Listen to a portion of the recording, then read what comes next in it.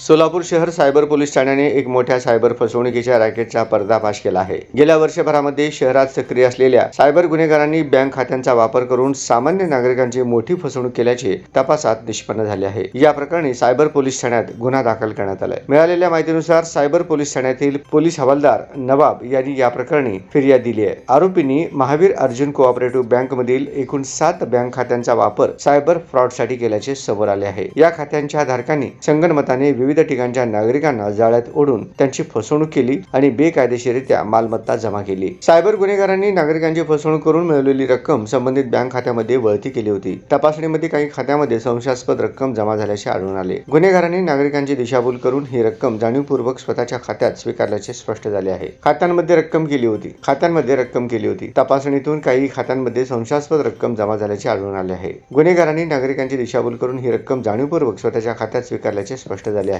या प्रकरणी भारतीय न्याय संहितेच्या कलम 318(4), 318(2) आणि 3(5) अन्वये गुन्हा नोंदवण्यात आलाय। या प्रकरणाचा अधिक तपास पोलीस उपनिरीक्षक भोंगळे करत आहेत। सायबर पोलीस अधिक तपास करत असून या रॅकेटमध्ये सहभागी असलेल्या इतर अज्ञात साथीदारांचा शोध घेतला जात आहे। या प्रकरणाचा अधिक तपास पोलीस उपनिरीक्षक भोंगळे करत आहेत।